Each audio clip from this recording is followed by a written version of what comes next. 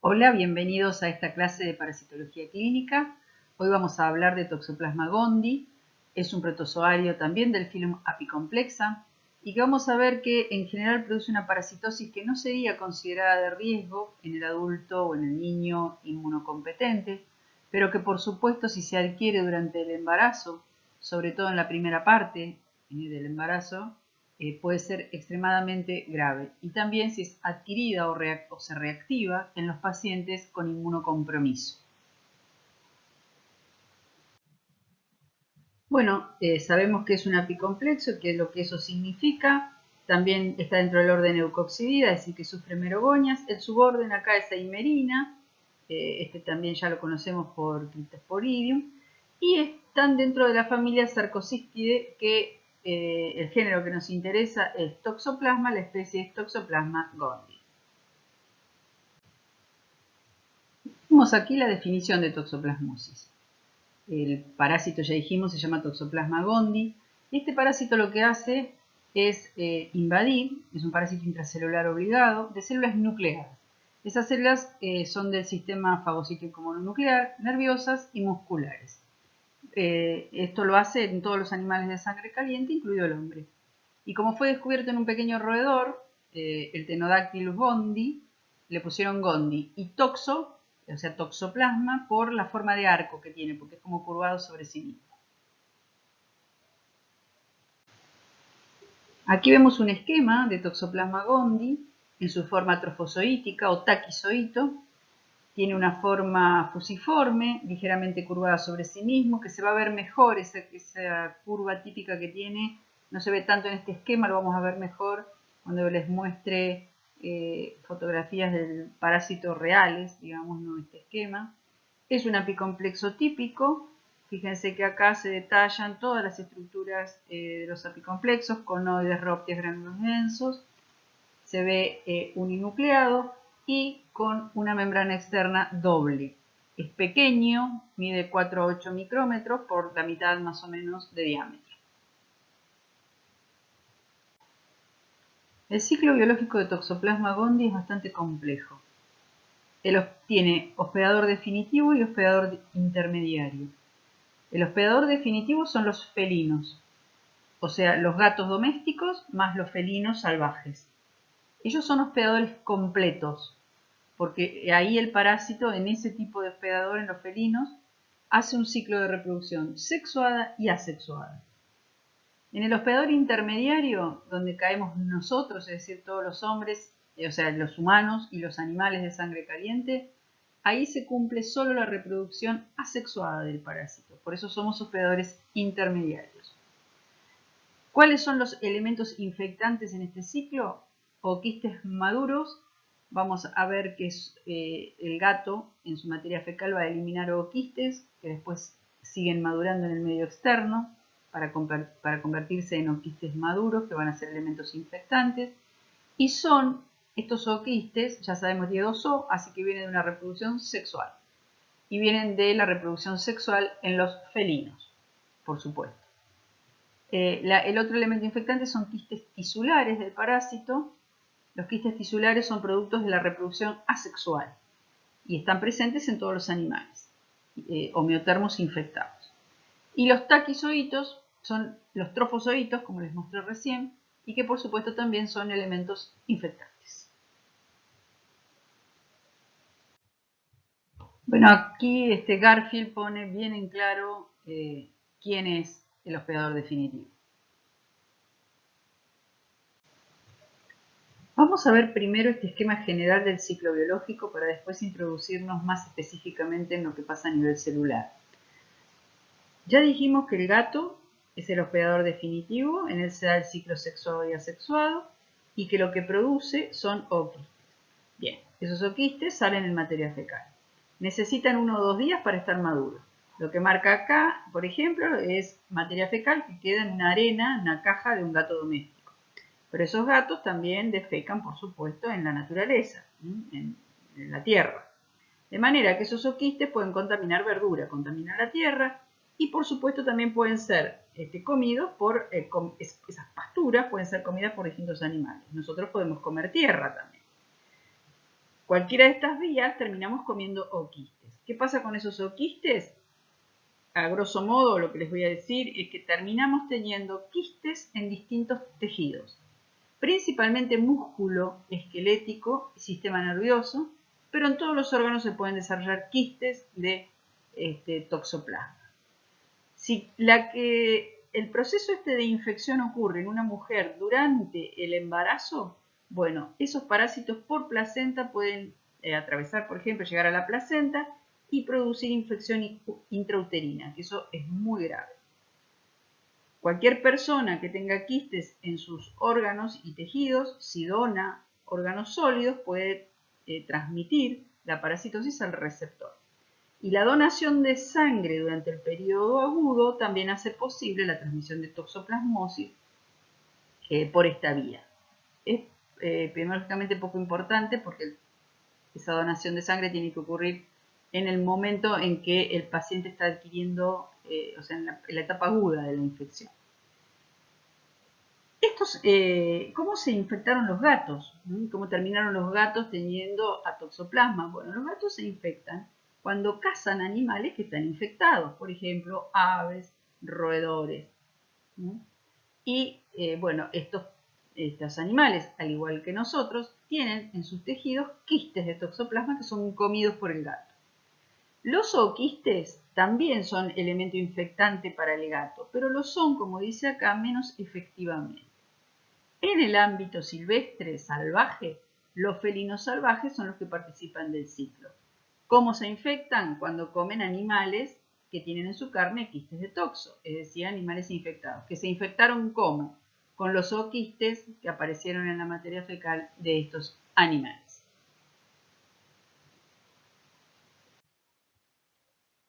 Bien, habíamos mencionado los elementos infectantes para nosotros en unas diapositivas anteriores.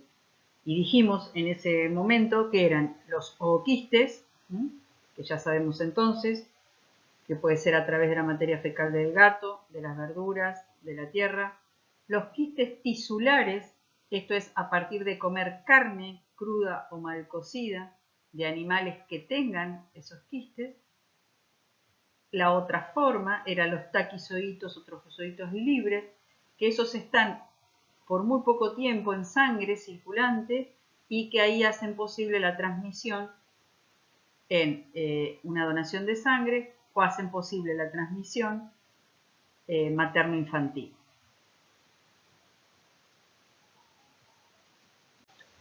Vamos a recordar estos dos términos, endodiogenia y endopoligenia, que son dos tipos de reproducción asexuada que se dan en los protozoarios y son gemaciones internas. Esto que vemos acá es una endodiogenia, donde las células hijas se forman a partir de la célula madre. La célula madre les va a dar la membrana citoplasmática, con lo cual la célula madre se destruye. Y la endopoligenia es la formación de nuevas células, pero en zona más central, no periférica, dando lugar a N trofozoitos hijos. Bien, en el primer momento de la infección, Toxoplasma gondii ingresa a cualquier célula nucleada y ahí hace una reproducción de tipo asexual rápida, llamada endodiogenia, cuyo producto son los taquizoitos. La célula conteniendo todos esos trofozoitos o taquizoitos recibe el nombre de pseudoquiste, porque no es un quiste verdadero, porque simplemente tiene una membrana citoplasmática normal, es la célula que está invadida, no es que ha formado una capa quística. La membrana entonces, como dice ahí, que envuelve al pseudoquiste, es la de la célula hospedadora. Esta endodiogenia que da por resultado taquizoitos, la podemos ver en este esquema. Ven, es una célula normal, nucleada, que ha dado albergue a una forma trofozoítica que empezó a dividirse por endodiogenia para dar N trofozoitos hijos. Esto no es un quiste verdadero, esto se llama pseudoquiste. Acá tenemos un esquema de lo mismo. Esa reproducción que acabamos de mencionar de endodiogenia haciendo pseudoquistes ocurre durante los primeros días, 15-20 días, hasta que nuestro sistema inmunológico responde. Esos taquizoitos se llaman así, tienen el prefijo taqui, justamente porque es una reproducción rápida, ¿eh? Taqui de rápido, como taquicardia, para recordar. Ahora lo que va a suceder es cuando el sistema inmunológico responda, nuestro sistema inmunológico forme anticuerpos, van a empezar a destruir a esos trofozoitos que están fuera de la célula. Y la mayoría van a morir, pero algunos, los que ya han alcanzado órganos, se han metido en células del sistema fagocítico mononuclear, por ejemplo en cerebro, en músculo, en corazón, comienzan a hacer una reproducción mucho más enlentecida. Y el resultante ahora son bradizoitos. Y la reproducción es por endopoligenia. Entonces antes teníamos taquizoitos y ahora tenemos bradizoitos. Es decir, bradi lento, como bradicardia. Entonces ahora sí se va a generar una envoltura resistente, un verdadero quiste tisular o colonia terminal. Esa forma quística es la que caracteriza la etapa crónica, ¿sí? Y es un quiste verdadero, con una capa gruesa, con una capa a la que no llegan, no es atravesada por ejemplo, los medicamentos. En cambio, en la etapa aguda, el tratamiento es mucho más efectivo porque, bueno, esos taquizoitos todavía no se han enquistado verdaderamente, están dentro de células comunes, no tienen membrana quística, como dijimos, entonces el tratamiento es mucho más efectivo. Estamos viendo acá distintas fotografías de cortes, esto es un corte histológico, acá hay otro coloreado y esto es una fotografía electrónica de bradizoitos, es decir, de quistes verdaderos. ¿Qué quistes son estos? Bueno, estos son los que están en la carne que nos comemos cuando comemos la carne cruda o mal cocida de animales infectados. Estamos comiendo estos quistes tisulares. Son los quistes tisulares que come el gato cuando caza un ratón infectado. Son los quistes tisulares que comen los leones en la selva cuando cazan una cebra que está infectada. Es decir, este es el elemento infectante tisular. Y se considera que epidemiológicamente es mucho más importante esta vía que la que ocurre a través de consumir ooquistes provenientes de la caca del gato, es decir, de la contaminación fecal felina. Bueno, vemos acá en estos esquemas las diferencias entre taquizoitos, ¿sí?, y bradizoitos. Los taquizoitos tienen el tamaño de una célula, 3 a 7 micras por 2 por 4, muy generalmente redondeados, están, bueno, adentro todos los trofozoitos, o sea, los taquizoitos que se están dividiendo. Ahora el bradizoito ya es un quiste que contiene bradizoitos, que son toxos que se reproducen muy lentamente y que son quistes verdaderos. Entonces esto ya tiene un tamaño más considerable, que puede llegar a las 100 micras. En este esquema se ve muy bien este desarrollo del que estamos hablando. Fíjense, tenemos los taquizoitos, es decir, una célula cualquiera del sistema fagocítico mononuclear que está soportando la división de los toxoplasmas en su forma de taquizoitos. Comienza la presión inmune, es decir, empezamos a desarrollar anticuerpos, ya se convierte en un bradizoito, empieza a convertirse en un bradizoito que acá se llama transicional. No importa los detalles de todo esto, lo que importa es que quiero que vean la secuencia. ¿Qué pasa con este bradizoito? Fíjense que comienza a enriquecerse en otro tipo de toxos que no tienen las mismas características que los taquizoitos, sino que son bradizoitos, y que por lo tanto se reproducen mucho más lentamente. Y esto sigue una secuencia de un bradizoito intermedio hasta una colonia terminal. Esto depende, ya se sabe, de un complejo proteico que tiene que tener, bueno, esta característica. No importa, es un detalle demasiado fino que no viene al caso. Lo que está muy clarito el esquema para mostrar cómo un pseudoquiste termina convirtiéndose en una colonia terminal o un quiste verdadero.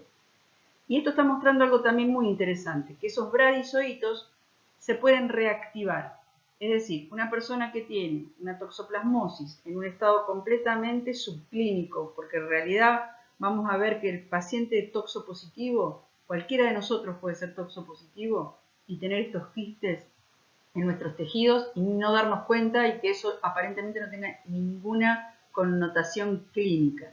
Ahora, si ocurre una depresión del sistema inmunológico, esos quistes tisulares se pueden reactivar. Si se reactivan, pasamos a tener una toxoplasmosis aguda. Esa es la reactivación. Y eso se ve mucho, por ejemplo, en pacientes con HIV. De hecho, en el Chagas, muchas veces una reactivación neurológica por Chagas se confunde con una reactivación por toxoplasmosis, porque es mucho más frecuente que una reactivación neurológica en un paciente HIV sea por toxoplasmosis que sea por Chagas. Así que acá también se muestra la posibilidad de la reactivación justamente por la pérdida de la inmunidad.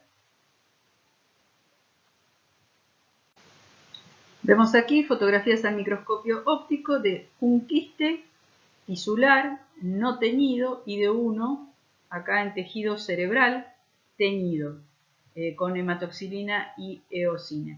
Miren cómo se ve la membrana quística muy claramente. Estaba representada en el esquema anterior de color naranja, amarillo-naranja. Pasábamos de una célula normal, si quieren revisen el diagrama, pasábamos de una célula normal a una que empezaba a tener justamente una membrana quística y está representada en esa figura por una cubierta amarilla. Bueno, y todo lo que vemos adentro son los bradizoitos, ¿no es cierto? Un montón, muchísimos bradizoitos. Entonces, un quiste no teñido, un quiste teñido en cerebro. Bueno, ahora que ya tenemos todos esos conceptos aclarados, vamos a ver el ciclo biológico. Fíjense que este ciclo biológico está dividido en 3 partes. Acá en celeste está representado lo que pasa en los hospedadores intermediarios como nosotros y otros animales, mamíferos, aves. En esta parte rosa está lo que sucede con el parásito, el ciclo del parásito en el hospedador definitivo, es decir, en los felinos, que ya sabemos que va a ser un ciclo asexuado y sexuado. Y en esta parte amarillita está lo que pasa en el medio ambiente. Entonces partamos de aquí, en este punto donde un gato está comiendo, cazó un ratón, por ejemplo, o le tiramos carne cruda, y está comiendo quistes hísticos que están cargados de bradizoitos o trofozoitos. O sea, es la forma vegetativa del parásito. ¿Qué va a pasar con esos quistes cuando entran en el proceso digestivo? Bueno, se empiezan a liberar esos trofozoitos en el intestino y esos trofozoitos van a invadir las células intestinales para realizar una esquizogonía. Una esquizogonía, que ya sabemos que eso es una reproducción asexuada. Es decir, el núcleo de ese trofozoito se va a dividir N veces, se va a repartir citoplasma y va a dar como resultado merozoitos hijos. ¿Qué pasa con esos merozoitos? Algunos van a reiniciar la esquizogonía, pueden hacer nuevamente esto mismo. Otros merozoitos lo que van a hacer es invadir células intestinales, pero en lugar de reiniciar una reproducción asexuada, se van a diferenciar en células femeninas y masculinas. Entonces se van a diferenciar en microgametos y macrogametos. La macro es la femenina, micro es la masculina. Vemos acá el costadito amplificado cómo sería la maduración de las microgametas. Las microgametas son como espermatozoides muy similares en su estructura con la cola bifurcada. Todavía fíjense que están dentro de la célula intestinal. Lo que van a hacer estos microgametos es salir de la célula y fecundar a una macrogameta, que es la femenina, para formar ¿qué? Un cigoto. Ese cigoto se llama oquiste. Este oquiste ya nosotros sabemos que es el que va a aparecer en el medio ambiente con la materia fecal del gato. Ahora, ese oquiste en este punto es inmaduro. O sea, si cualquiera de nosotros o cualquier animal come este oquiste, en este punto no pasa nada. Ese oquiste debe esporular, debe terminar, la esporogonia debe completarse y finalmente va a tener 2 esporoblastos con 4 esporozoitos cada uno. Es decir, acá adentro es como si hubiera 2 pequeños compartimientos, que son cada uno un esporoblasto, que adentro tiene 4 esporozoitos cada uno. Ya sabemos nosotros que después de una esporogonia el resultado son esporozoitos. Bien, ¿qué pasa si nosotros o los animales comemos estos ooquistes que ahora están esporulados, o sea, son oquistes maduros? Esos esporozoitos en el intestino se van a absorber, o sea, van a llegar al intestino, van a atravesar la membrana de la mucosa intestinal y van a ganar la circulación. ¿Y qué van a hacer ahí? Estos taquizoitos, ya se llaman taquizoitos porque sabemos que van a empezar a hacer una división rápida, es introducirse en células del sistema fagocítico mononuclear, células de tipo de los macrófagos, por ejemplo, hacer esa división por endodiogenia N veces, y son taquizoitos, y esto es muy rápido. Entonces hay una tasa, digamos, de replicación y una invasionística importante. Algunas de estos pseudoquistes se van a empezar a alojar en distintos órganos, como cerebro, corazón, pulmón, ojos, músculos, y si la infectada es una mujer embarazada, también en placenta. Van a quedar alojados, quitemos lo del embarazo, lo vamos a ver más adelante, qué es lo que pasa, y pueden invadir el feto con secuelas muy complicadas, pero digamos que en el resto de los órganos, esos quistes, pseudoquistes, ya sabemos, se convierten en quistes verdaderos, ¿no es cierto?, en bradizoitos. Entonces quedan, por ejemplo, en el músculo esquelético, como sabemos, bueno, en todos estos lugares, el pulmón. ¿Qué pasa si un gato, por ejemplo, caza un ratón que tiene estos quistes en sus músculos? Bueno, al comerse el ratón se está comiendo esos quistes, y estamos en este punto. Esos quistes verdaderos, perdón, esos quistes císticos. Y estamos en este punto. También, cualquier otro animal que no sea un felino, por carnivorismo, o nosotros mismos, comemos carne crudo mal cocida que tenga estos bradizoitos y el proceso se reinicia, no es que se reinicia, nos infectamos de la misma manera que cuando ingeríamos los quistes del gato. Es decir, de acá se van a liberar esos trofozoitos que van a hacer exactamente el mismo ciclo. Bien, ¿qué pasa con la toxoplasmosis en los gatos? Primero, no se nota si están infectados o no. En general no tienen síntomas, así que no nos damos cuenta. Cuando se infectan, ya lo vimos recién, cuando cazan ratones, aves, y otro proceso en el cual los podemos infectar es cuando les tiramos carne cruda. Es lo peor que podemos hacer.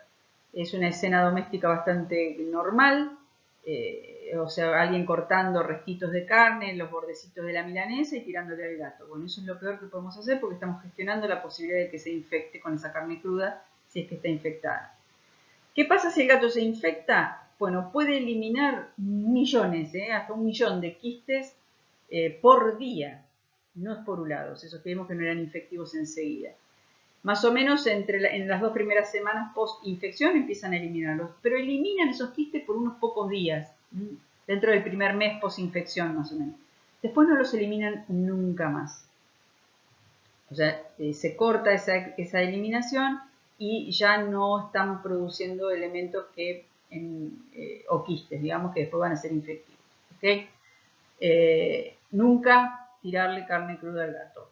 Como es una cosa que ya empezamos a ver para el manejo, digamos, de las mascotas cuando están, sobre todo en contacto con una mujer embarazada. Bueno, dijimos que los zooquistes que aparecen en la materia fecal del gato, en principio no son esporulados. Entonces nosotros, estos son esquemas, estos de acá arriba son un esquema, vemos esto. Y que cuando están esporulados es un esporulado del tipo 2×4, es decir, 2 esporoblastos con 4 esporozoitos cada uno. Vemos acá cómo los veríamos en materia fecal, perdón, en microscopio óptico, si ponemos, estamos viendo materia fecal de un gato que está infectado, bueno, y ha pasado ya algunas horas, vamos a ver algunos todavía no esporulados y otros que ya empiezan a esporular o han terminado la esporulación. Fíjense que son chiquititos, del tamaño más o menos de una giardia. Bueno, para la toxoplasmosis humana se estima que más de 1/3 de la población mundial está infectada. Altísima la proporción. Es una infección autolimitada, generalmente asintomática y de muy bajo riesgo en las personas inmunocompetentes. ocurre una vez y queda inmunidad. El problema es adquirirla durante el embarazo. Ese es el riesgo enorme. Y por supuesto que adquiera toxoplasmosis un paciente inmunocomprometido. Una infección pasada, entre 6 a 9 meses antes del embarazo, ya digamos el paciente tiene inmunidad, la paciente tiene inmunidad, ya salió de la etapa aguda y se considera que la infección no está activa como para que los parásitos infecten la placenta y por lo tanto infecten al bebé. Habíamos visto que los gatos prácticamente no tenían síntomas, por ejemplo. Bueno, en los humanos pasa lo mismo. Generalmente no hay síntomas. Cuando hay síntomas se parece bastante al citomegalovirus. Es decir, hay fiebre, decaimiento, como un dolor muscular y también suele haber una linfoadenitis. Y de hecho se hace un diagnóstico diferencial. Dice acá que la ausencia, por ejemplo, de linfomonocitos, bueno, eso hace la diferencia, digamos, cuando se duda de que puede ser una toxoplasmosis o una mononucleosis infecciosa. Se confunde en general con una gripe, y bueno, tiene todos los componentes de una gripe. Entonces vemos acá, en este cuadro, que la infección primaria, niños y adultos, el 10% tiene linfoadenopatías, puede haber afecciones un poco más serias como coliorretinitis, raramente la miocarditis, esto es muy raro, pero casi todos asintomáticos. Y queda la infección latente, es decir, quedan esos oquistes en tejidos por siempre jamás, excepto que se reactive por un proceso inmunosupresivo, una enfermedad o medicamentoso.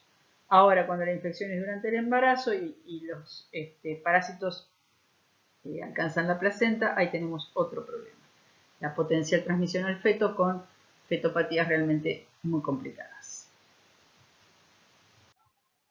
Bueno, entonces reafirmamos estos conceptos. El paciente inmunocomprometido puede infectarse, y eso es muy grave, infectarse con un sistema inmunológico deficiente, adquirir toxoplasmosis, o puede sufrir reagudización y dar un cuadro de encefalitis que pueden llevar a la muerte.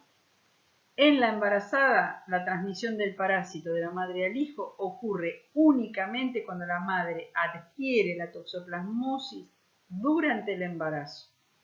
Entonces, ahí es la gran situación de riesgo, es decir, la mujer embarazada, si no tiene una infección previa, es decir, si no tiene anticuerpos, debe evitar de todos los modos posibles, cuidarse un montón de no adquirir toxoplasmosis durante el embarazo. Entonces vamos a hablar ahora de lo más importante de la toxoplasmosis, que es justamente toxoplasmosis y embarazo. La pregunta es, si la mujer embarazada adquiere toxoplasmosis, ¿su hijo va a tener toxoplasmosis? Bueno, la respuesta es, tiene una probabilidad de tener. O sea, no necesariamente el niño va a nacer infectado. En términos generales, 1/3 de las madres con infección aguda van a dar a luz niños con toxoplasmosis, que bueno, en su mayoría puede tener un desarrollo normal o tener alguna lesión. El 4% tiene probabilidades de morir, tener un daño neurológico permanente, compromiso visual y bueno, o sea, fetopatías muy complicadas.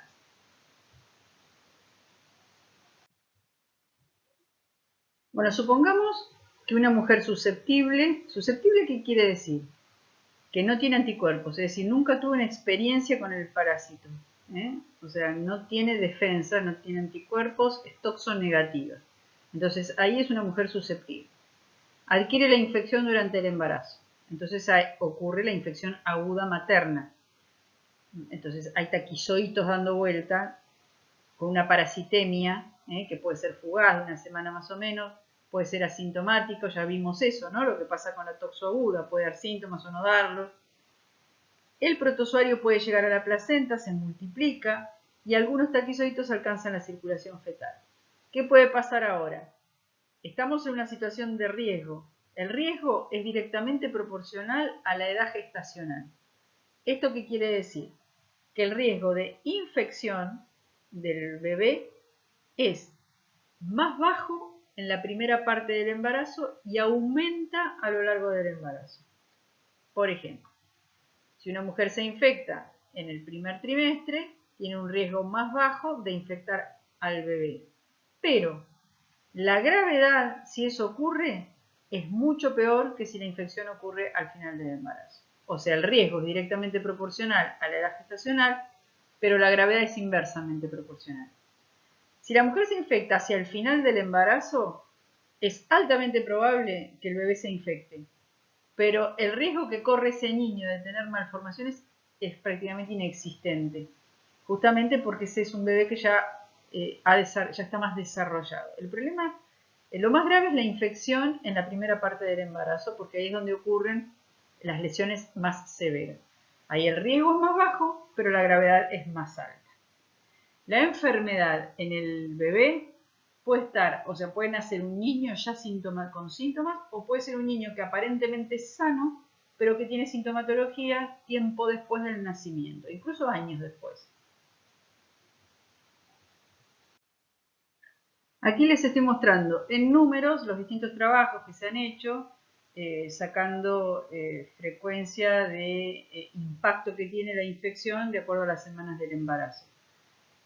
Fíjense que cuando la edad estacional es menos de 14 semanas, la posibilidad de transmisión es menos del 10%, pero tenemos el 60% de posibilidades de afectación fetal y muy grave. Puede ser grave, lesiones intracraneales, oculares. Vamos a ver esos bebés que tienen, por ejemplo, microcefalia o macrocefalia, coriorretinitis, calcificaciones cerebrales, o sea, cuadros muy, muy severos.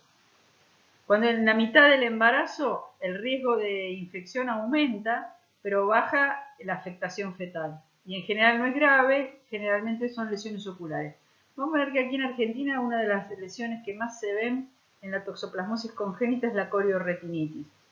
Y ya cuando es más de 28 semanas aumenta muchísimo la posibilidad de transmisión, pero el riesgo de afectación fetal baja y esa afectación tiene que ver más que nada con lesiones oculares. Es excepcional que haya afectación intracraneal.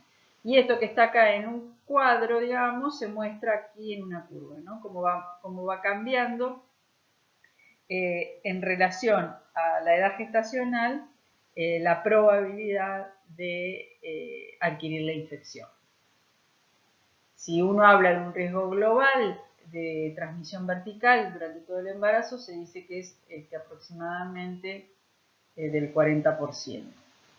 Y bueno, los cambios patológicos en el niño pueden verse dentro del útero también, que es algo que decía la diapositiva anterior, es decir, por ecografía hay cosas que pueden detectarse, ¿no? Otras que no, pero algunas de las malformaciones, si ocurren, ya son detectables, por ejemplo, por ecografía.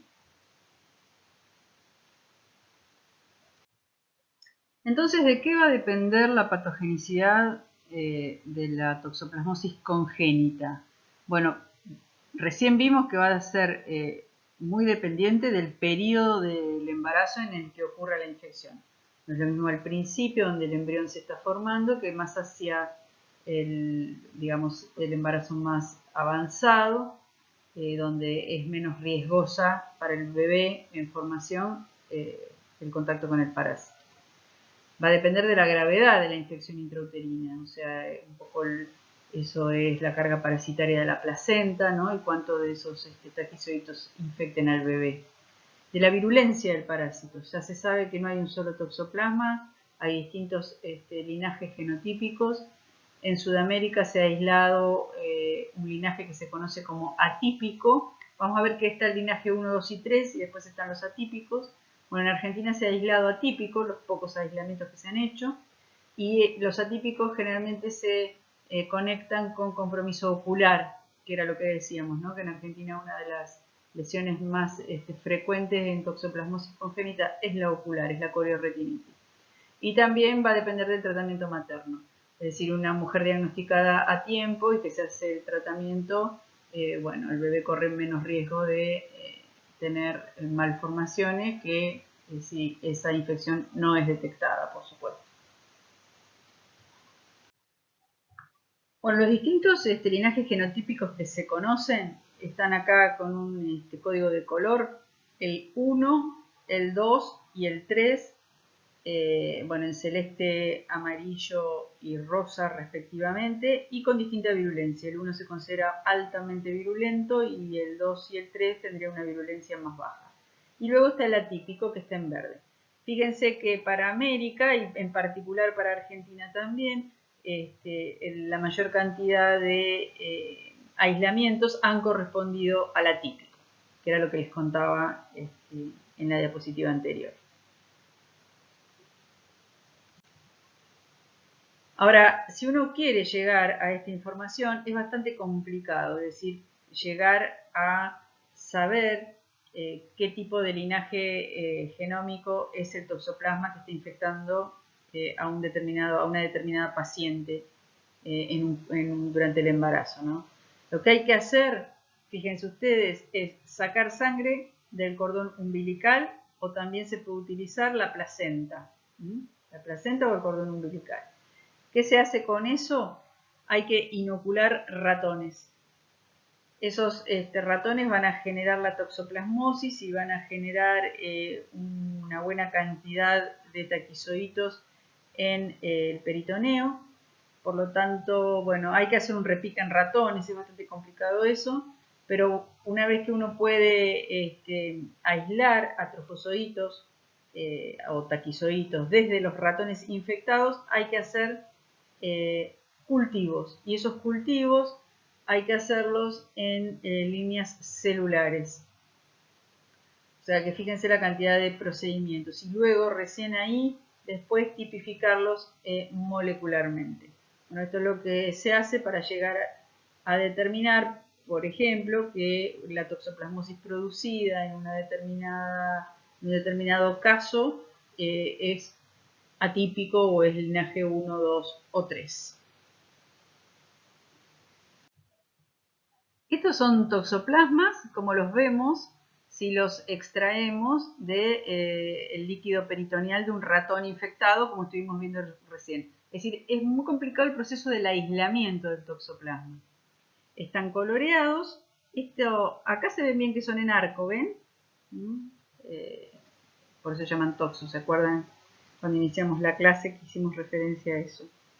Y bueno, este material así, taquizoitos obtenidos de líquido peritoneal de ratón, es lo que nosotros tenemos también para mostrarles en el laboratorio, ¿no? Con material coloreado donde pueden ver a los taquizoitos bueno, con su morfología típica. Bueno, entonces, cuando ocurre primoinfección durante el embarazo, puede ocurrir aborto espontáneo, distintas complicaciones o ser un bebé completamente asintomático. Entonces, ya vimos que hay un grado de afectaciones posible. Las distintas manifestaciones, aquí hay algunas, después les muestro un cuadro con porcentajes, pero fíjense que puede ser corioretinitis, ceguera, hidrocefalia, calcificaciones, epilepsia, retraso mental o psicomotor. Terribles lesiones, o sea, nada menor, ¿verdad? Son complicaciones muy severas. Aquí, por ejemplo, se ve claramente un chiquito con hidrocefalia o con corioretinitis o calcificaciones cerebrales. Y el asintomático, la última de las opciones acá como resultado, puede pasar. La mayoría de los neonatos infectados son aparentemente sanos y bueno, pueden presentar manifestaciones años después, incluso del nacimiento. De manera que la clínica puede ser clínica en enfermedad neurológica o clínica en enfermedad generalizada. Miren en la neurológica, por ejemplo, el porcentaje de chiquitos que tienen corioretinitis. O sea, realmente es muy alto, pero bueno, también es alta las calcificaciones o las convulsiones. Bueno, muchos tienen anemia.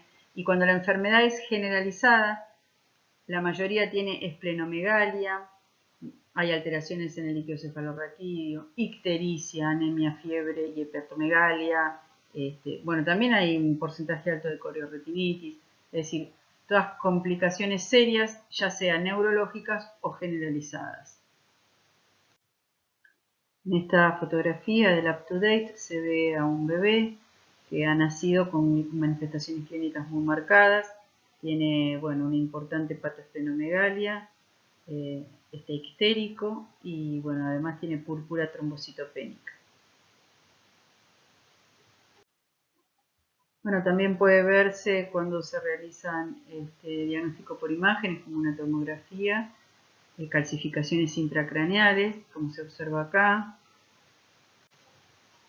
Bueno, estas imágenes muestran lesiones severas o con distinta localización relacionadas con corioretinitis, que ya sabemos que es una de las patologías más frecuentes de la toxoplasmosis congénita en Argentina. Ahora vamos a comenzar a hablar del diagnóstico. El diagnóstico de toxoplasmosis es muy complicado. Fundamentalmente porque las localizaciones del parásito hacen que el diagnóstico directo sea prácticamente irrealizable. Así que hay que manejarse con metodología indirecta, cuya sensibilidad y especificidad no siempre alcanzan los umbrales necesarios. Ya vimos el daño que puede producir, la importancia que tiene hacer un diagnóstico correcto y oportuno. Y justamente oportuno por el tratamiento, porque bueno, se requiere iniciar el tratamiento para evitar daños al feto, al bebé en formación. Y la importancia, por supuesto, de que el diagnóstico sea certero. Entregar un diagnóstico de toxoplasmosis congénita a una mamá puede hacer que la madre tome determinaciones en relación con eso. Hay muchos países del mundo donde el aborto, por ejemplo, está legalizado y las mujeres deciden, por ejemplo, con un diagnóstico de toxoplasmosis congénita en la primera parte del embarazo, abortar. Así que imaginen la importancia que tiene el diagnóstico. Tanto decía lo que decía la mujer gestante, ¿no? Para poder hacer el tratamiento o, bueno, si ha decidido interrumpir el embarazo, tiene que ser un diagnóstico de certeza. Bueno, para el diagnóstico directo de toxoplasmosis estuvimos diciendo que es difícil encontrar el parásito. Es visualizar trofosoditos y o quistes. Bueno, las muestras tienen que ser o cortes histológicos o líquidos orgánicos. Bueno, los cortes histológicos pueden ser diversos, por ejemplo de placenta. O sea, vamos a ver en qué situación nos pueden servir este diagnóstico directo. Líquidos orgánicos como líquido cefalorraquídeo o, por ejemplo, el líquido peritoneal, la sangre, pero es muy difícil una punción ganglionar, es muy difícil encontrar al parásito, por ejemplo, encontrar parasitemia, dura muy poco tiempo, en sangre es prácticamente muy baja la frecuencia de aislamiento del parásito, por ejemplo, en un cultivo de sangre. Se pueden hacer cultivos en animales o cultivos celulares de algunos de estos cortes, o sea, macerados de tejidos o de líquidos orgánicos. Vamos a ver un poquito más adelante cuándo los podemos aplicar. Se puede hacer una PCR, pero bueno, PCR como método no nos indica si es una enfermedad activa o pasada, pero bueno, junto con otros datos, por supuesto, va a brindar información. Es muy importante, por ejemplo, en inmunocomprometidos. Es importante en un neonato también. Entonces, vamos a ver después en qué momento puede tener alguna aplicación el diagnóstico directo. Hay algunas determinaciones para detectar antígenos circulantes, no están al alcance en todos los laboratorios. El COATOXO es un inmunoensayo para detectar también antígenos de toxo en orina. Pero la toxoplasmosis, vamos a ver que fundamentalmente el diagnóstico es indirecto. Y como les digo, vamos a ir viendo en qué situaciones podemos aplicar algo de esta metodología directa. Respecto a un dato, por supuesto, complementario, es el diagnóstico por imágenes en un embarazo, como la ecografía, que, bueno, se sigue con ecografía, la evolución fetal, y, bueno, acá podemos llegar a detectar embrio y fetopatías y también hacer un pronóstico en relación con eso. Y respecto a la PCR y el embarazo en particular, bueno, puede llegar a indicarse amniocentesis. Eso se hace después de la semana 18 y hacer PCR en ese líquido, en el líquido amniótico. Es una posibilidad. Bueno, y en esta tabla están los métodos directos y qué detectan y en qué momento, o sea, sobre qué muestras se podrían aplicar. Fíjense, por ejemplo, que el diagnóstico molecular, donde la técnica es PCR, bueno, ¿dónde se puede aplicar? En líquido amniótico, en líquido cefalorraquídeo, sangre, orina, placenta, tejidos, muestras oculares. Es bastante amplio el espectro de donde podemos usar una PCR. Bueno, ya sabemos que eso detecta DNA y bueno, también dijimos que el líquido amniótico tiene que ser tomado después de 18 semanas, ¿sí? Para el diagnóstico en el recién nacido nos sirve muestras de sangre, líquido cefalorraquídeo, orina. Entonces, lo que pasa es que la PCR, como dijimos, detecta parásitos vivos y muertos, o sea, no nos da información sobre infección activa, pero es detectado en un líquido amniótico, detectado en un recién nacido y bueno, está indicando que el parásito está ahí. En cuanto al aislamiento del parásito, dijimos cultivos. Bueno, ¿para qué cultivamos y en dónde? Bueno, podemos cultivar, dijimos, tanto en, bueno, animales está acá. En medios de cultivo, ¿qué podemos inocular? Cualquiera de los líquidos o tejidos como los de arriba. Fíjense que dice similar a PCR. Y vamos a buscar trofozoitos. Estas técnicas son complicadas, no son utilizadas en centros de referencia, o sea, no es sencillo. Lo mismo que el aislamiento en ratón, que también lo vimos para la genotipificación, por ejemplo. Y después está el diagnóstico histológico, que era el otro directo, que por supuesto la técnica es hacer tinciones, inmunofluorescencia, inmunistoquímica. ¿Y qué es lo que vamos a mirar acá? Bueno, placenta, tejidos fetales, por ejemplo. Podemos llegar a ver trofozoitos o quistes císticos. Y bueno, como les digo, la oportunidad de aplicar metodología directa hay que verla en cada caso. En general, la toxoplasmosis la vamos a diagnosticar por metodología indirecta. Para aplicar la metodología indirecta necesitamos conocer la cinética de los anticuerpos, que no es muy distinta a otras, pero tiene sus particularidades. Tenemos acá la infección primaria, el periodo agudo y el periodo crónico, ¿verdad? Bien. Fíjense que como en otras infecciones, cuando en la primoinfección comienza la respuesta inmunológica con producción de IgM, que es la que está pintada de verde. Este IgM se prolonga en el tiempo y va a tener niveles detectables todavía, incluso hasta 2 o más años post-infección. Un dato muy importante, recuerden eso. La IgM puede permanecer elevada por muchos meses después que ha finalizado el periodo agudo, incluso hasta más de 2 años. Bueno, por supuesto se va a producir otra respuesta inmunológica, como ven acá, una IgE, una IgA, que también se prolonga bastante parecida a la IgM, la IgE cae antes, y por supuesto comienza a elevarse la IgG, hace un pico, después cae y después se mantiene a lo largo de toda la vida en un nivel de anticuerpos bajo, pero constante. Está marcado acá algo que dice IgG avidez. Eso es la fuerza con la que estos antígenos IgG, con la que las inmunoglobulinas G se asocian al antígeno. Y cuán difícil es disociar esa unión antígeno-anticuerpo. La avidez va aumentando, la avidez de la IgG va aumentando a medida que la infección es más crónica. ¿Qué quiere decir esto? Que cuando las inmunoglobulinas G que estamos dosando son de fase crónica, tienen una alta avidez. Cuando las inmunoglobulinas G que estamos dosando, por ejemplo, están en esta altura, o acá, o sea, son de etapa aguda, tienen una baja avidez. Y eso va a ser un dato muy importante para definir si la paciente está en una, sobre todo en el embarazo, ¿verdad? si la infección es aguda, está ocurriendo durante el embarazo, o es una infección pasada.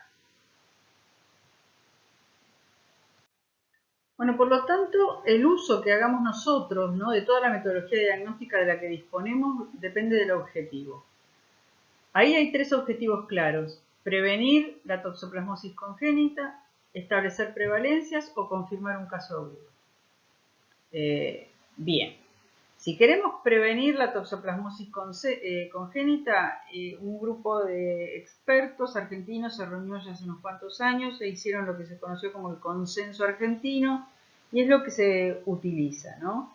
Y de acuerdo a los protocolos y algoritmos que salieron de ese consenso, las pruebas de tamizaje para prevenir la toxoplasmosis congénita agrupa, de acuerdo a ese protocolo, a las mujeres embarazadas en 3 categorías. Una son mujeres que son susceptibles de infección, es decir, porque tienen serología negativa, nunca tuvieron experiencia con el parásito, con sospecha de infección reciente, que eso es lo peor, o con inmunidad previa. Digamos que tienen una protección y por lo tanto no tienen riesgo de adquirir la infección durante el embarazo, porque ya fue adquirida en algún otro momento de la vida de esa mujer. En Argentina, por ley, hay que testear 2 enfermedades parasitarias en la primera consulta en la embarazada. Una es Chagas y la otra es toxoplasmosis, ¿sí? Eso es por ley. De manera que, y el consenso argentino al que les hacía referencia, dice que consensuaron que el control serológico debe ser realizado, bueno, justamente eso ya lo sabemos, con el fin de dar tratamiento, reducir la tasa de transmisión, o si hay infección, reducir el daño. Y la conducta en Argentina es el primer estudio al principio del embarazo y después hay que hacer controles cada 3 meses. Los controles cada 3 meses en el control de tamizaje tienen que ver con si en el primer tamizaje me dio negativo, o sea, la mujer no tuvo nunca contacto con el parásito, cada 3 meses tengo que hacer esa prueba de tamizaje, ¿no? Si no, son otros tipos de control. Bueno, vemos cuál es el algoritmo de digamos, que propone el consenso y qué es lo que se hace. Estamos en toxoplasmosis congénita, ¿sí? Mujer embarazada, primera consulta. Lo que se debe hacer, como en la primera muestra, es detectar IgG en el primer trimestre, lo más cercano a la concepción posible. ¿Cómo vamos a hacer eso? Bueno, por inmunofluorescencia, ELISA, aglutinación directa o Sabin-Feldman. Sabin-Feldman, ahora les voy a contar de qué se trata esta determinación, es la prueba de referencia, es la gold standard, es la mejor de todas, pero no se hace en todas partes, ¿sí? Bien, supongamos que la determinación serológica da negativa, es decir, no se detectan anticuerpos. Esta mujer nunca tuvo contacto con el parásito. Ausencia de infección. ¿Qué hay que hacer acá? Medidas de prevención primarias. Ahora que sabemos el ciclo biológico del parásito, y antes de terminar esta clase, las vamos a ir listando. No se tiene que infectar. Es una mujer susceptible de infectarse. Tenemos que evitar que se infecte. Y acá está esto del control trimestral hasta el parto, porque tenemos que ver que no se infecte. Entonces, hacer ese control y que no haya seroconversión. Fíjense que la seroconversión es prueba inequívoca de primoinfección. Nosotros teníamos una paciente que no nos daba anticuerpos y de pronto da positivo y se infectó. A no ser que haya habido algún problema con la determinación. Pero digamos que si las determinaciones están bien hechas, la seroconversión es prueba inequívoca de primoinfección. Ese es un camino. Ahora supongamos que la IgG nos da positiva. Bueno, todas estas pruebas, inmunofluorescencia, la ELISA, aglutinación directa, son pruebas sensibles, ¿no es cierto? Y tempranas. O sea, después hay que ver si da positiva e ir un poco más lejos con la etapa de la infección. Si da positiva, bueno, en realidad acá no sabemos si es una infección aguda o crónica. Si da muy alta, y podemos estar pensando, o sea, es probable que sea una infección aguda, si la IgG da alta. Pero si da baja, y puede ser el principio de la infección o puede ser el título ya de la infección crónica. O sea, vuelvan a mirar las curvas y van a ver que hay puntos de encuentro entre los valores que puede tener IgG al principio de la infección y los que tiene después como manera estable como título de anticuerpo de recordatorio, ¿no? Entonces, si da positiva, hay que buscar IgM. Para buscar IgM se aplica la técnica de ISAGA, que es una técnica de inmunocaptura. Ahora les muestro cómo es eso. Bueno, ¿qué hacemos con IgM? Supongamos que nos da negativa. Bueno, si nos da negativa, se considera que la infección es una infección pasada. Acá se recomienda igual repetir porque ha habido algunos casos de falsos negativos. O sea, después de repetirla, por ejemplo, las 2-3 semanas, hacer otra determinación. Si la IgM da positiva, ¿qué hacemos? ¿Decimos que es una infección aguda? No sabemos. Es una posible infección aguda. ¿Y por qué no sabemos? Y no sabemos porque la IgM tiene esa característica que dijimos de que se mantiene incluso hasta 2 años. Y ya sabemos que una infección adquirida entre 6 a 8 meses antes de embarazarse es una infección crónica, con lo cual no afectaría al bebé. Entonces hay que seguir investigando. ¿Y qué dice acá que hay que hacer? Un panel serológico. Entonces acá se recomienda, el panel serológico puede ser Sabin-Feldman, inmunofluorescencia indirecta, anti-IgG, IgM, determinaciones de las otras inmunoglobulinas, prueba de avidez. Entonces, mínimamente lo que se recomienda es hacer una IgM de inmunocaptura, una IgG, por ejemplo, un ELISA IgG y un ELISA IgG de avidez y demostrar avidez. Porque entonces, si nosotros se repite que la inmunoglobulina M, tenemos el marcador la M da positiva. La IgG, por supuesto, nos había dado, se supone que tiene que volver a dar. Y a la vez la avidez es alta o baja, ese título de avidez nos va a decir si es una infección reciente o no. Si nos da baja avidez, se sugiere una infección reciente. Es muy complicado el diagnóstico porque las distintas pruebas tienen distintos niveles de corte, distinta sensibilidad, con lo cual en general cuando se está tratando a mujeres sospechosas de una infección aguda, es conveniente que sean tratadas en centros de referencia. Por ejemplo, el Hospital Alemán es un centro de referencia importantísimo, con una casuística enorme de casos tratados de mujeres con toxoplasmosis. Entonces, lo ideal es que los seguimientos para una parasitosis tan complicada se hagan en centros que están especializados para eso. Bueno, ¿qué es la reacción de Sabin-Feldman? Esa que es la top. Significa, se basa en que todo suero que contiene anticuerpos antitoxo, cuando uno los contacta con toxoplasmas vivos, un antígeno intacto, va a hacer que los parásitos no se coloreen con azul de metileno. Es decir, los parásitos vivos toman muy bien el azul de metileno.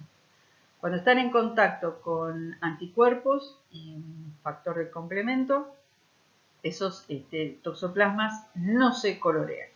La reacción se conoce también como citoplasma lyase test o dye test. Y bueno, como dijimos, es el método de referencia. Detecta IgG, es una determinación que detecta IgG, da positiva 10 a 14 días del comienzo de la infección, o sea, no es tan temprana. Y ahí están los títulos que puede alcanzar o aún más.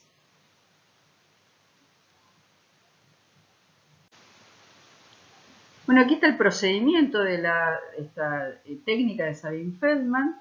Y bueno, por supuesto que al mezclar el suero con los toxoplasmas y se produce el daño de esos toxoplasmas, los toxoplasmas no se tiñen, aparecen como ghost.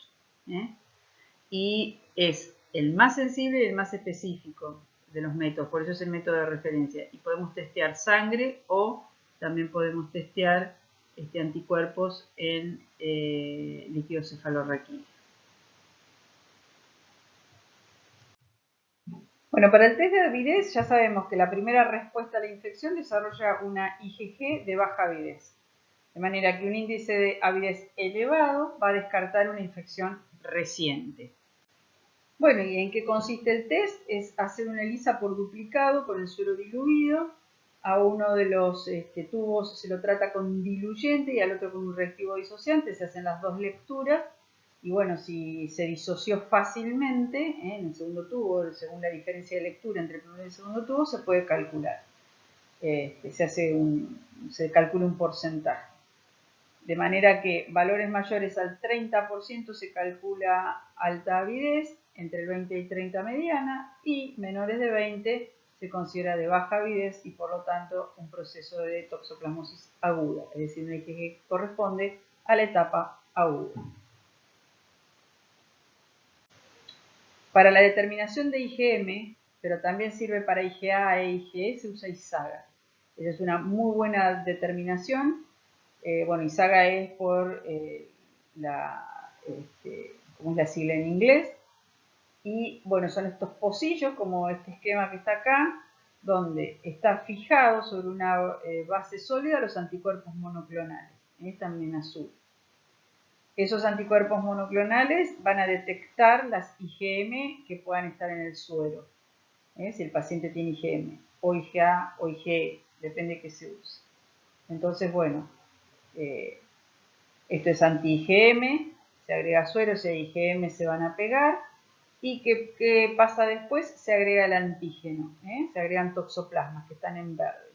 Entonces, si da un pocillo homogéneo, como esto, se considera positivo. Si da un botón nada más en el fondo, se considera negativo. Una ISAGA para IgM negativa prácticamente descartaría una infección aguda. Dice prácticamente porque ha habido algunos problemas. Entonces, en general, siempre si hay muchas dudas, la IgM conviene, como les dije antes, repetirla, ¿no? A la semana siguiente o a las 2 semanas hacer otra IgM. Cuando vimos el algoritmo y la primera consulta se determina IgG por alguna metodología y estaba citado inmunofluorescencia, ELISA, aglutinación directa, Sabin-Feldman, no estaba citada hemoaglutinación directa. Y no estaba citada porque no se puede hacer HAI en embarazada. La HAI se positiviza 6 meses después de la primera infección, con lo cual perdemos absolutamente la oportunidad de hacer un diagnóstico en el momento necesario. Así que HAI en embarazadas, nunca. Ahora, sabemos que la metodología que usamos depende del objetivo. Si queremos hacer un estudio de prevalencia, podemos aplicar HAI. Si yo quiero saber ahora cuál es la prevalencia de infección toxoplasmótica en los alumnos de bioquímica de sexto año o de quinto año, puedo hacer una HAI, no hay problema, ¿sí? Pero no si estoy testeando una embarazada. Bueno, dentro de ese mismo consenso se dieron también las pautas para el diagnóstico del recién nacido. ¿Qué pasa con un recién nacido de una mamá que se sabe que adquirió la infección durante el embarazo? Bueno, tenemos dos posibilidades. Si el bebé nace sintomático, directamente se da tratamiento. Si es asintomático, se hacen búsquedas, se hacen otros análisis como ecografía, estudios cerebrales y ecográficos de imágenes, examen ocular y se hace serología del recién nacido. ¿Qué es lo que se va a hacer acá? Se va a hacer una IgG para tener el dato que tenía. Sabemos que acá podemos estar usando IgG materna, pero se hace para conocer el dato basal. Y lo que vamos a hacer es IgM e IgA. Estas dos no atraviesan la placenta. O sea que si encontramos IgM e IgA son del bebé y no son de la mamá. Si son positivas, se hace tratamiento. Si es negativa, si estas dos son negativas, incluso siendo negativas, se hace seguimiento hasta el año de la IgG, para que esa IgG que dosamos en este momento se negativice. Porque si no se negativiza, bueno, era un bebé que estaba infectado, no se considera positivo. Si se negativiza, no está infectado. Es lo que dice acá. Que aún con IgM e IgA negativas, el niño va a ser considerado libre de infección recién cuando las IgG, que supuestamente son de la mamá, se hayan negativizado. ¿Okay? Así que la persistencia de IgG después del año confirma infección prenatal. Ahora, este grupo de expertos del hospital alemán, está el doctor Kaufer, por ejemplo, ellos publicaron este trabajo en el 2018 y ahí informaron a partir de casos que ellos tienen que ese estudio serológico, como lo que estuvimos viendo recién en el recién nacido, ellos recomiendan completarlo con metodología directa. Ven acá, podemos hacer una aplicación de la metodología directa. ¿Y qué es lo que dicen que habría que hacer? Bueno, aislamiento del parásito en ratón. ¿De dónde? ¿De la placenta o del cordón? De ese bebé. Ya sabemos que la mamá adquirió la infección durante el embarazo, ¿sí? Y hacer PCR, por ejemplo, o de la placenta, de sangre de cordón o de la sangre del recién nacido. Es decir, lo que ellos dicen es que hay que combinar los métodos inmunológicos en la sangre del cordón umbilical con la detección de los parásitos. Y bueno, y recién entonces con el diagnóstico positivo ahí iniciar el tratamiento del bebé. Y ellos demostraron también que aumenta mucho la sensibilidad cuando se hace ISAGA de IgM e IgA, y no una sola, sino hacer las dos. Y hay que sumarle el aislamiento, porque vieron que el aislamiento es muy importante en el diagnóstico de la toxoplasmosis congénita, porque hay un 10% de pacientes con marcadores serológicos negativos. Entonces, por este método se terminan diagnosticando. Por eso es tan importante cuando realmente hay un caso muy, muy dudoso o, por supuesto, confirmado de toxoplasmosis congénita que sea llevado atendido por médicos que trabajan en el tema y por laboratorios que están embuidos también en el tema y tienen determinaciones normatizadas. Esto es un cuadro con el resumen, digamos, del diagnóstico indirecto de la toxoplasmosis congénita, ¿no? Lo que estaba puesto en ese algoritmo. Fíjense que el serológico dice IgG. Acá primero está la mamá, pero acá está el bebé. Tiene escaso valor porque pueden persistir, que es lo que vimos en el algoritmo, y hay que hacerlo después de los 12 meses, hay que seguirlo para ver si continúa o se negativiza. Bueno, hace referencia a la avidez, que para el bebé no tiene importancia. Y después IgM, IgA e IgE. Bueno, acá la IgM en el bebé confirma el diagnóstico. Pero fíjense, un poco relacionado con lo que hablábamos recién de sumarle otras determinaciones, que está presente solo en el 75% de los niños infectados. Y lo mismo, tanto la IgM como la IgA. Como la IgE acá no tiene datos. O sea, por eso es importante combinar métodos, ¿no es cierto? Por ejemplo, hacer una ISAGA IgA y una ISAGA IgM en el bebé. Hacer las dos cosas. Bueno, y siguiendo con los distintos objetivos de diagnóstico, si queremos confirmar un caso clínico agudo, es lo mismo, digamos, que un agudo en una embarazada, en el sentido de que necesitamos un panel que nos demuestre que la IgG que estamos, o sea, vamos a dosar IgG, vamos a ver qué avidez tiene y le vamos a sumar IgM. Y entonces vamos a determinar un caso agudo. Esto puede ser necesario, no sé, por ejemplo, en un brote. Vamos a ver ahora que hay brotes de toxoplasmosis, por ejemplo, por ingesta de carne o contaminación hídrica. O bueno, porque se sospeche, vieron, les mostré que los cuadros agudos se parecen un poco a el citomegalovirus, y bueno, si uno quiere descartar una cosa u otra, se aplican estas técnicas. Bueno, también se puede hacer una Sardin-Feldman, como dice ahí, que eso es lo ideal, pero bueno, ahí se requiere, por ejemplo, un laboratorio especializado como el del hospital alemán. Bueno, vamos a hablar un poquito del tratamiento. ¿Cuándo se recomienda tratamiento? Siempre que se demuestre que hay una toxoplasmosis aguda adquirida en el embarazo, se trata. Los bebés con toxoplasmosis congénita se tratan y el tratamiento, bueno, esto ya lo dijimos varias veces, que el tratamiento tiene como fin disminuir la tasa de transmisión materno-infantil. Ahora, los daños que ya ocurrieron no se revierten.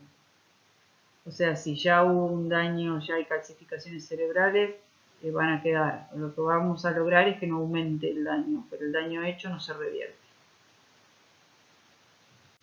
Y en este cuadro se ve el tratamiento en las distintas etapas, ¿no? Que es cuando generalmente se da tratamiento, que es en la toxoplasmosis congénita. En la mujer embarazada, ¿no? En la etapa aguda, primero se da espiramicina y después, por una infección fetal documentada luego del primer trimestre, después de la semana 12, ya se cambia a este tipo de medicación, y que es la misma que se le da al neonato.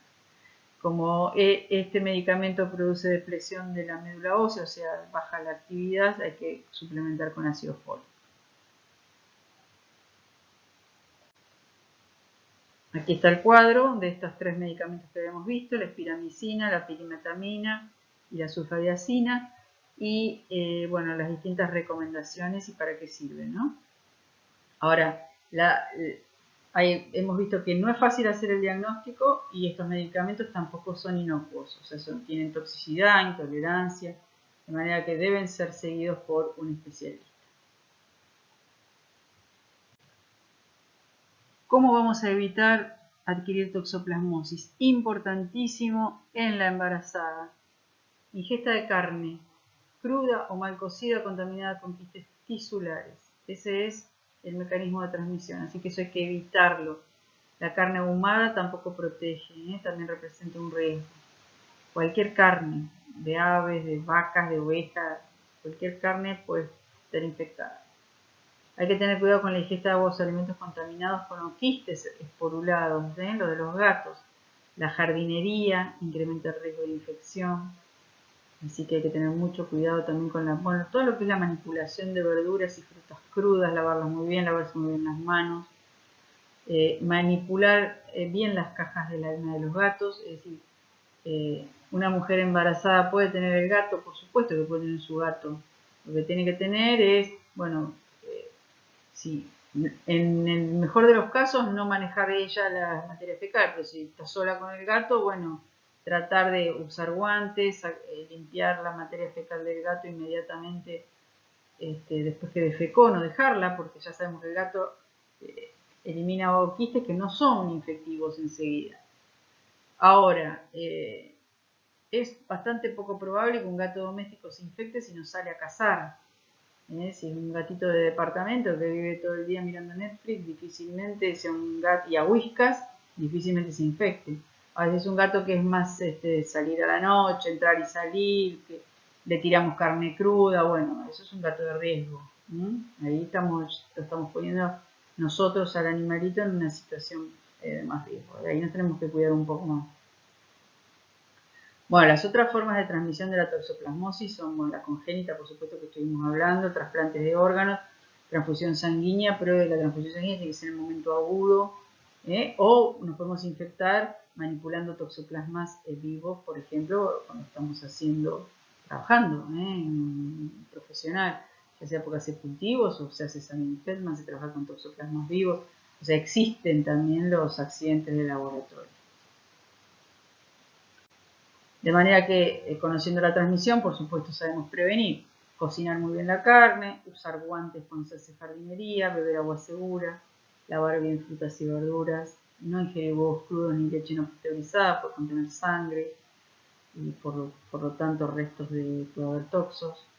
Lavarse las manos después de haber tocado carne cruda, o sea, no cortar la milanesa, el bifecito y después tocar la lechuga y cortarla con la... O sea, el lavado de manos es fundamental. Y no tocar las heces de los gatos. Respecto a qué consejo le podemos dar a alguien que tiene un gatito, bueno, que lo mantenga dentro de la casa, que no permite que case, que no lo alimente con carne cruda, ya lo dijimos, y cambiar la arena diariamente. Todas cosas que ya sabemos.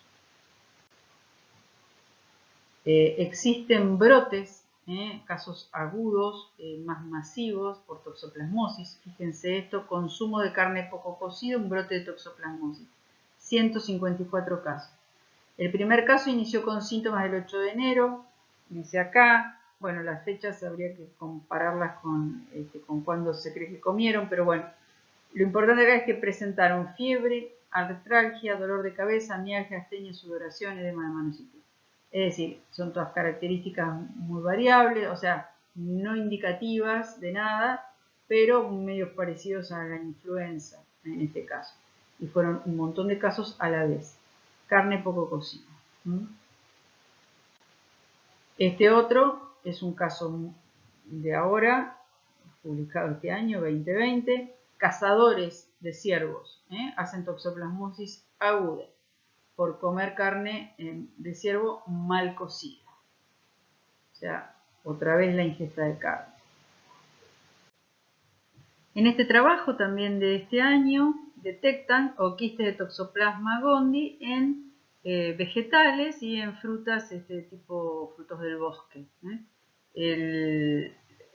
El trabajo habla justamente del aumento que ha tenido este tipo de fuente de infección en casos de toxoplasmosis.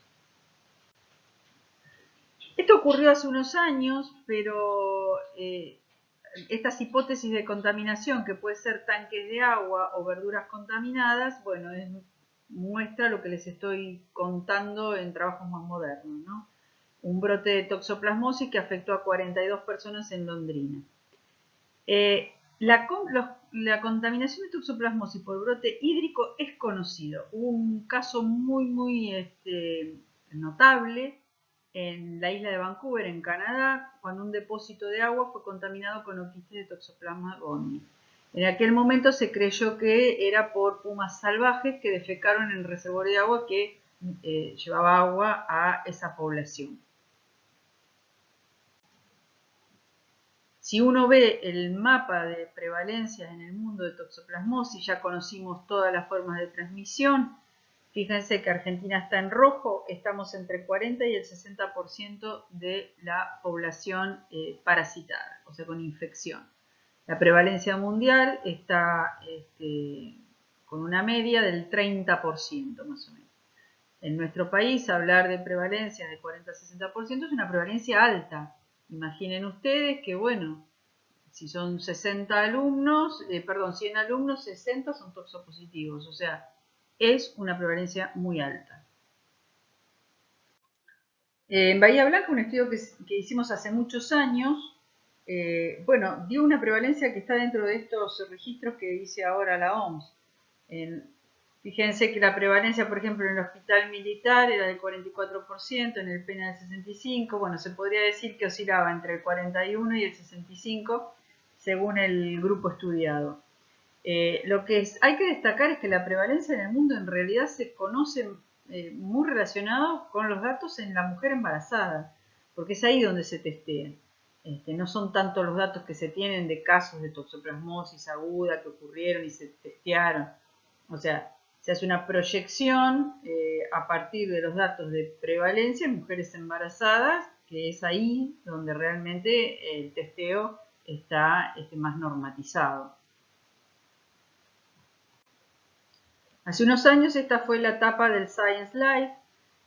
Ya conocen ustedes, esto es un bradizoito, es una microscopía electrónica, un quiste tisular de Toxoplasma gondii. Y la tapa se preguntaba qué significa que 2.000 millones de personas compartan su cerebro con un parásito. ¿Sí? Bueno, esa es la pregunta del millón, ¿no? La prevalencia es altísima, 40 al 60%. Personas que conviven con este parásito en su interior.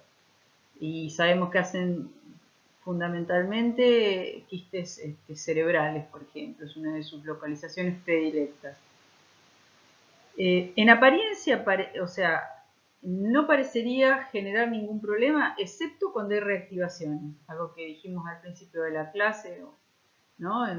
Con problemas inmunológicos y que estos quistes se reactiven y generen una toxoplasmosis, un cuadro neurológico muchas veces.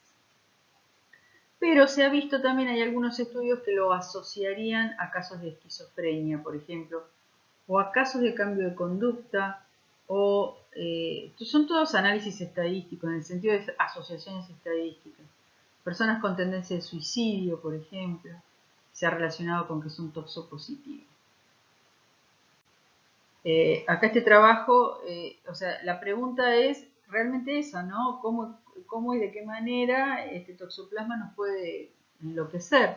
Bueno, sí se sabe que toxoplasma lo que hace es una manipulación del hospedador. Está comprobado en los roedores, ¿sí? Esa hipótesis de manipulación. Que se sabe que el hospedador infectado, ¿sí? Como por ejemplo los ratones, pierden el miedo a los gatos. No solo pierden el miedo, sino que olores, como por ejemplo el de la orina del gato, que antes los repelía, ahora los atrae, convirtiéndose realmente en una atracción fatal. Pero ¿qué pasa? Se sabe que la transmisión de la parasitosis ocurre en este circuito presa-predador. Es decir, el ratón tiene que ser comido por el gato.